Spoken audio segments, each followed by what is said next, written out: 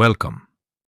അമേരിക്കയും ഇറാനും തമ്മിലുള്ള സംഘർഷം ലോകത്തെ മറ്റൊരു യുദ്ധത്തിന്റെ മുനമ്പിലെത്തിച്ചിരിക്കുകയാണ്. ലോകത്തിലെ ഏറ്റവും വലിയ സൈനിക ശക്തിയായ അമേരിക്ക ഇറാന്റെ നീക്കങ്ങളെ പ്രതിരോധിക്കാൻ തങ്ങളുടെ അത്യാധുനിക മിസൈലുകൾ പശ്ചിമേഷ്യയിൽ വിന്യസിച്ചു കഴിഞ്ഞു. ഇറാന്റെ ഭൂഗർഭ ബങ്കറുകളെപ്പോലും തകർക്കാൻ ശേഷിയുള്ള അമേരിക്കയുടെ ആ കരുത്തൻ മിസൈലുകൾ ഏതൊക്കെയാണ്? നമുക്ക് നോക്കാം. ടോമാഹോക്ക് മിസൈലുകൾ.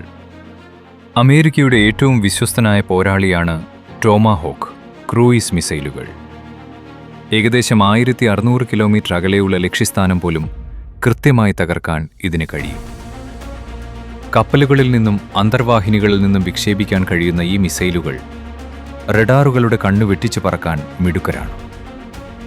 ഇറാന്റെ സൈനിക കേന്ദ്രങ്ങളെ നിഷ്പ്രഭമാക്കാൻ അമേരിക്ക ആദ്യം പ്രയോഗിക്കുക ഈ ടോമാഹോക്കുകളായിരിക്കും. ഇറാൻ ഏറ്റവും കൂടുതൽ ഭയപ്പെടുന്നത് അമേരിക്കയുടെ ബങ്കർ ബസ്റ്റർ ബോംബുകളെയാണ്. ഇറാന്റെ പ്രധാന ആണവ നിലയങ്ങളും മിസൈൽ ശേഖരങ്ങളും ഭൂമിക്കടിയിൽ നൂറുകണക്കിന് അടിത്താഴ്ചയിലാണ് നിർമ്മിച്ചിരിക്കുന്നത്. എന്നാൽ കോൺക്രീറ്റ് പാളികൾ തുളച്ചുകയറി ഭൂമിക്കടിയിൽ സ്ഫോടനം നടത്താൻ ശേഷിയുള്ള GBU-57 പോലുള്ള ഭീമൻ ബോംബുകൾ അമേരിക്കയുടെ പക്കലുണ്ട്. ഒരു ചെറിയ ഭൂകമ്പത്തിന് തുല്യമായ ആഘാതം സൃഷ്ടിക്കാൻ ഇവയ്ക്ക് കഴിയും. ആക്രമണം മാത്രമല്ല, പ്രതിരോധത്തിലും അമേരിക്ക മുന്നിലാണ്.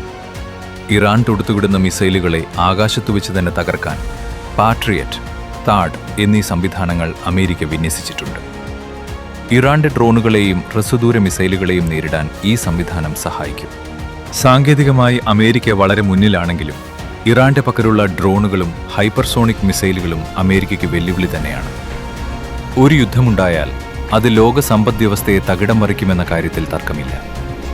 ഈ വിഷയത്തിൽ നിങ്ങൾ നിങ്ങളുടെ അഭിപ്രായം താഴെ കമന്റ് ചെയ്യുക. കൂടുതൽ വീഡിയോകൾക്കായി ഈ ചാനൽ സബ്സ്ക്രൈബ് ചെയ്യൂ.